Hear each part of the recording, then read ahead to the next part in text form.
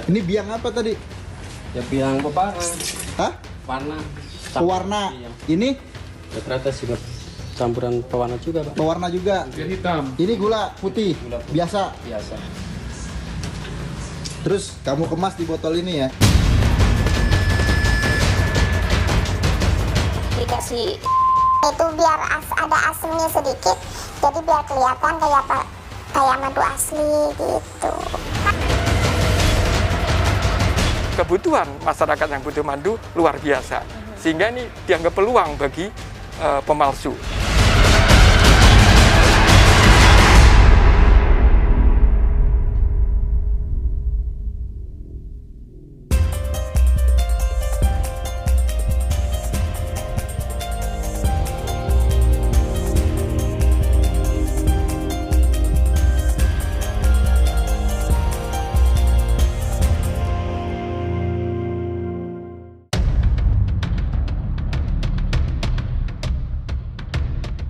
Madu jadi salah satu komoditi paling dicari di masa pandemi.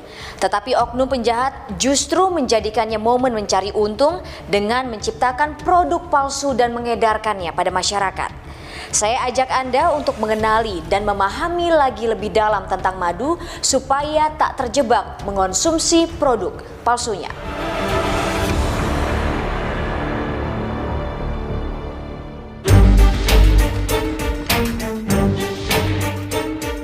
10 November lalu, kepolisian daerah Banten mencokok 3 orang yang diduga membuat dan mengedarkan madu palsu.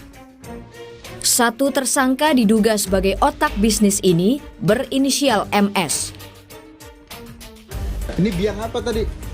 Ya biang pewarna. Hah? Warna. Pewarna. Ini Ya ternyata juga campuran pewarna juga, Pak. pewarna juga. Biar hitam. Ini gula putih. Gula putih. Biasa. Biasa. Terus kamu kemas di botol ini ya. MS punya seorang karyawan berinisial MT yang membantu mengolah madu palsu. Lalu AS adalah tersangka yang bertugas menjualnya di wilayah Lebak, Banten. Dari sinilah pengungkapan kasus ini bermula. Dari keterangan saudara AS ini mengarah kepada lokasi tempat saudara AS ini mendapatkan madu palsu, itu di daerah Joglo, Kembangan, Jakarta Barat. Kita temukan sebuah rumah kontrakan yang digunakan untuk tempat produksi madu palsu ini. Kita mengamankan 2 tersangka dan beberapa barang bukti, baik itu bahan untuk membuat madu palsu maupun madu palsu atau madu yang diduga palsu yang siap edar. Gerak-gerik MS dan MT sebetulnya sempat membuat para tetangganya curiga. Saya bilang, ini aktivitas mereka apa ya di dalam ya, kata saya begitu. Kenapa kalau malam ada, tapi kalau siang jarang kelihatan gitu. Marbun terkejut saat ia mendapati tetangganya, si pembuat madu, jadi tahanan polisi. Saya mendengar di TV, makanya kami heran. Begitu mendengar di TV, loh, kok begitu sih? Besoknya saya ke sini, udah. Iya. Tahu-tahu udah ada garis polisi ya, Pak? Garis polisi yang di dalam, kalau di luar belum nih. MS menjual madu palsu selama 11 bulan. Pria berusia 47 tahun ini mengaku mencari untung banyak dari penjualan madu palsu di masa pandemi. Sudah sejak 11 bulan berarti operasional. Berarti memang sebelum pandemik ini pun Bapak sudah operasi. Ditambah pandemik ini karena ya madu untuk imunitas kesannya ya. Jadi Bapak memacu usahanya untuk lebih beroperasi.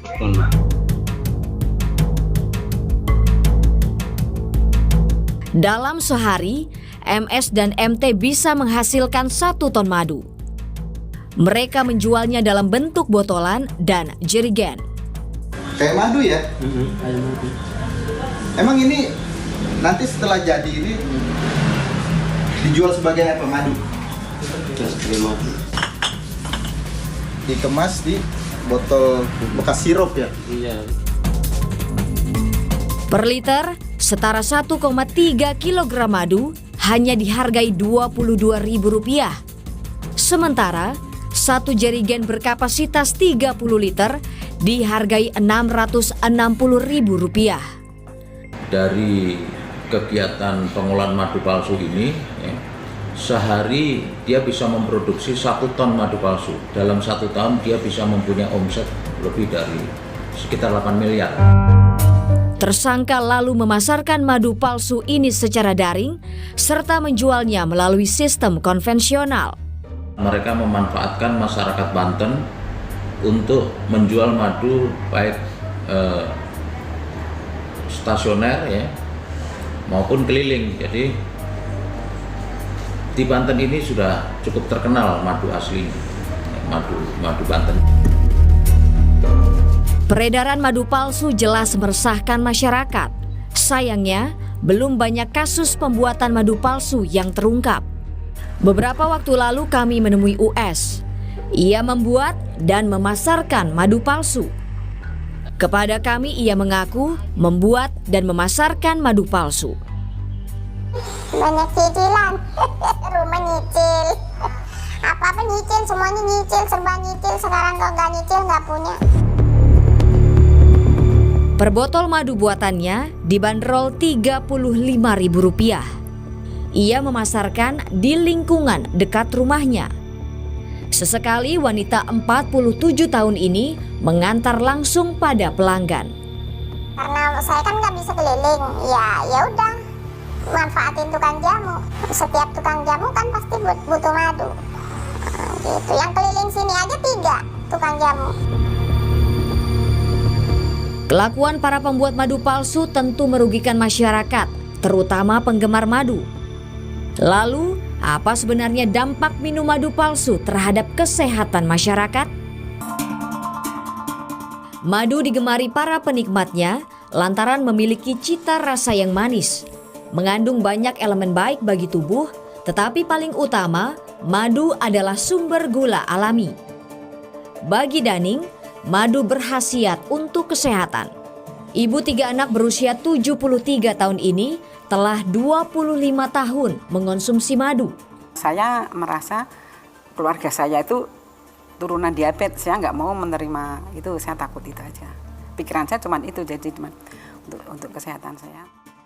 Dengan madu lebih aman sih, kayaknya ya lebih aman. Dan kalau pas nggak ada teh, nggak ada apapun, madu aja sama air hangat juga kalau haus sekali udah enak sih kalau menurut saya. Sudah lama ia mengurangi asupan gula pasir dan menggantinya dengan madu. Ya udah nggak pernah minum gula. Kalau gula itu untuk bikin kue, jadi kalau minum ya madu, kopi ya madu, teh ya madu. Jadi untuk masakan juga enak. Misalnya sekarang masak daging, masak itu kan pakai madu juga bisa, panggang daging, panggang ayam, kasih madu sedikit. Keyakinan masyarakat bahwa madu dapat berkhasiat untuk menjaga kesehatan disalahgunakan para penjahat. Apalagi saat wabah COVID-19 tengah mendera. Kayak madu ya? Emang ini nanti setelah jadi ini dijual sebagai apa, madu?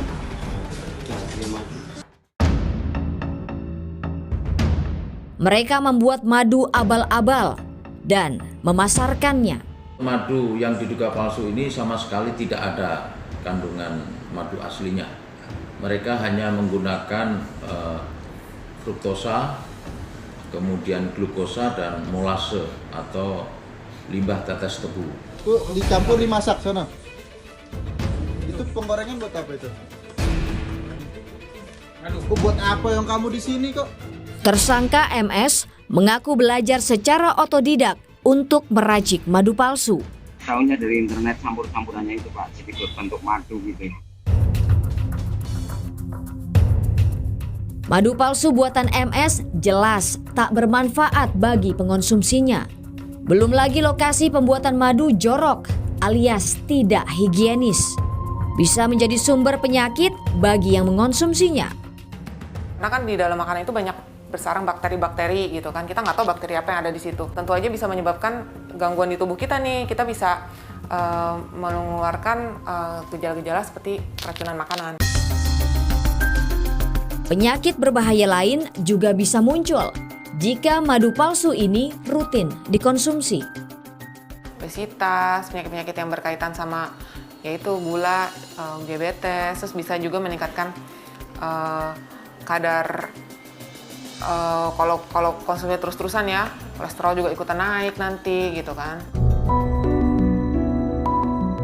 MS tahu racikan madu palsu buatannya bisa membahayakan kesehatan. Tahu nggak apa yang Bapak racik, apa yang Bapak buat itu berisiko terhadap masalah kesehatan? Tahu? Tahu nggak? Tahu ya. Tapi kenapa Bapak lakukan?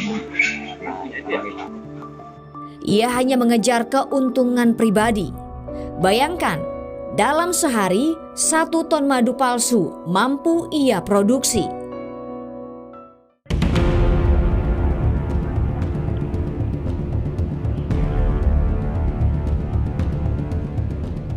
Lain hal dengan US yang hanya membuat madu per 3 hari sekali.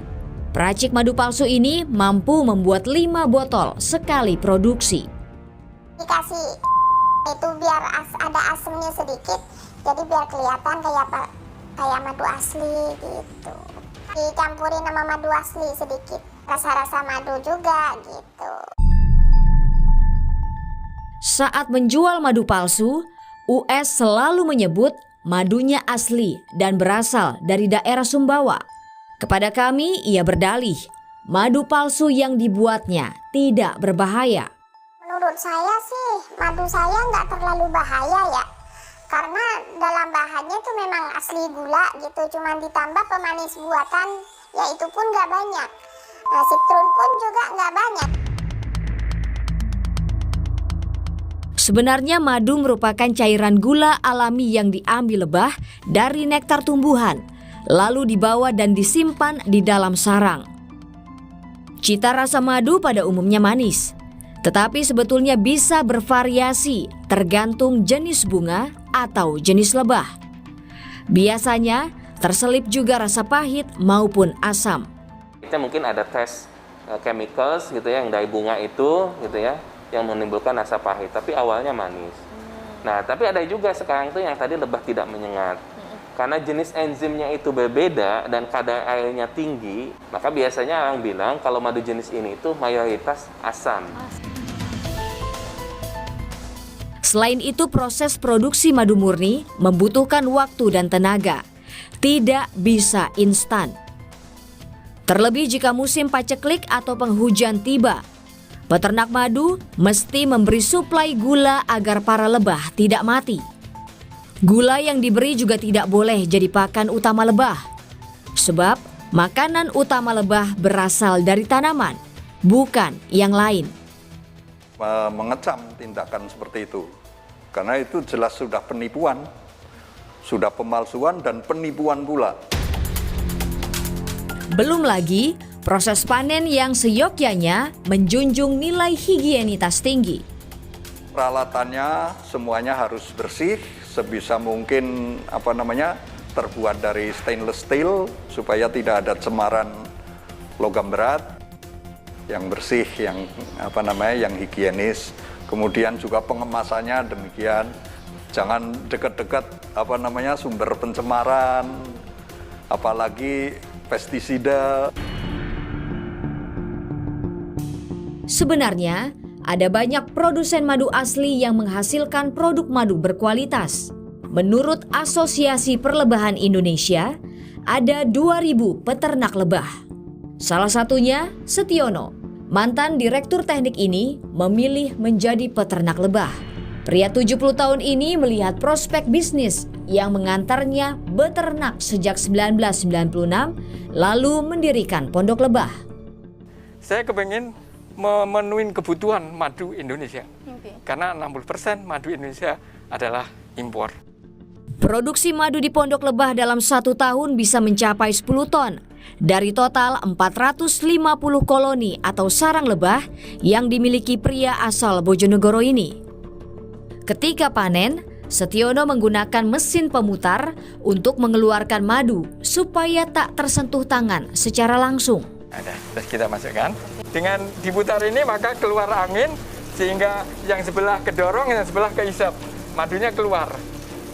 Dengan bola ini maka larvanya tidak keluar, madu keluar tanpa diperes tangan, sehingga higienis.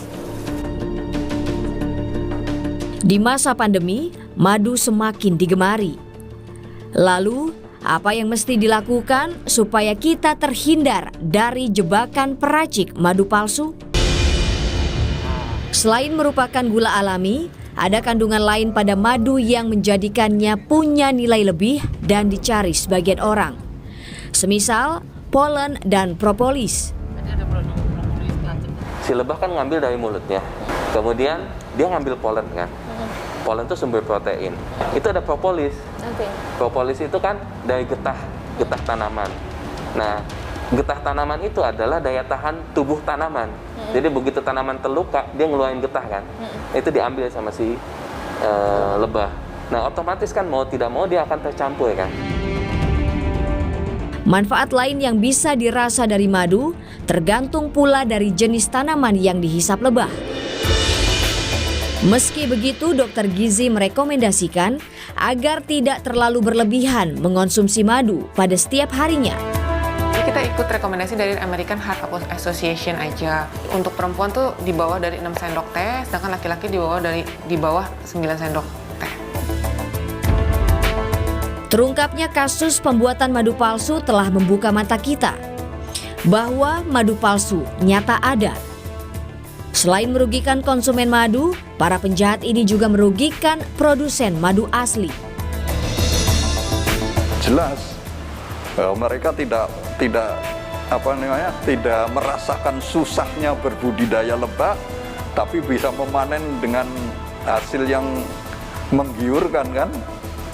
Itu akan mengancam petani lebah yang betul-betul yang membudidayakan secara benar, memanen secara baik. Sebab penjahat semacam ini jelas tak punya komitmen kesehatan pada masyarakat. Produksinya kurang lebih sudah hampir 1 tahun. Nah, kalau dari kacamata Bapak sebagai seorang peternak lebah menanggapi munculnya madu palsu itu bagaimana, Pak? Madu asli, madu yang dihasilkan oleh peternak atau pemburu madu di hutan, ini jumlahnya sangat kurang. Sedangkan kebutuhan masyarakat yang butuh madu luar biasa. Sehingga ini dianggap peluang bagi pemalsu yang notabene pasti dia tidak punya komitmen yang kuat. Memalsukan madu masuk dalam kategori honey fraud, alias praktek kecurangan. Ada 2 praktek kecurangan yang bisa terjadi dalam bisnis madu, yakni pemalsuan dan penyembunyian asal-usul madu. Sedikitnya ada 3 jenis pemalsuan madu. Pertama, benar-benar palsu. Kedua, mencampur madu asli dengan gula. Dan yang ketiga, menstimulasi dengan memberi makan gula terus-menerus pada lebah, lalu hasilnya dipanen.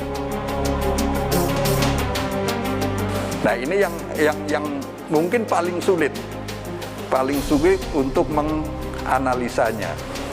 Sehingga madunya betul-betul madu asli dari lebah, tapi sebetulnya palsu karena berasal dari gula yang kita berikan. Peredaran madu palsu jelas merugikan masyarakat. Kini para pembuat madu palsu ini mesti mempertanggungjawabkan perbuatan mereka. Polisi menjerat ketiganya dengan Undang-Undang Pangan dan Kesehatan. Dengan ancaman pidana 5 tahun dan denda maksimal 2 miliar rupiah. Agar tidak jadi korban pembuat madu palsu, masyarakat mesti teredukasi. Kalau Daning, lebih memilih untuk membeli madu pada tempat yang ia percaya. Saya di Sumatera kan tahu ini madu yang bagus karena itu olahan teman kita sendiri. Ada orang bule yang melatih di Riau, kan banyak madu di madu hutan itu dikelola, dia ada mesinnya dilatih. Jadi saya makan madu yang produksi dia. Waktu begitu pindah sini tahun 98, sementara saya belum dapat madu ya saya nggak makan madu. Beberapa waktu lalu tim Target membeli madu yang dijual bebas di pasaran. Meski mendapat izin edar BPOM, nyatanya saat kami cek pada Laboratorium Teknik Kimia Universitas Indonesia, hasilnya salah satu produk tersebut bukan madu asli. Untuk ngetes madu ini bisa keluar outputnya madu murni atau tidak biasanya membutuhkan waktu berapa lama, Mas? Paling 2 menit sampai 3 menit. Banyak informasi terkait cara membedakan madu asli dan madu palsu. Namun sebenarnya, membuktikan kepalsuan madu cukup sulit. Nah, salah satu langkah yang paling akurat adalah dengan menguji kandungan madu di laboratorium. 3-4 tahun yang lalu kita meneliti, jadi kita kita kumpulkan madu-madu asli dari teman-teman kita ya di asosiasi. Kemudian kita juga buat yang palsu, kemudian kita dibuat dulu database-nya di situ. Kemudian di situ di software-nya itu kita bisa memetakan titik-titik ini itu yang asli, titik ini palsu. Meski mengetahui keaslian madu memang tak mudah, tetapi beberapa tips berikut bisa Anda praktekkan untuk mengetahui keaslian sebuah produk madu. Menurut saya sih setelah membeli yang terpercaya, dicoba gitu ya. Sehingga nanti begitu ada satu keanehan dari sisi rasa madu itu, dia bisa screening di awal begitu.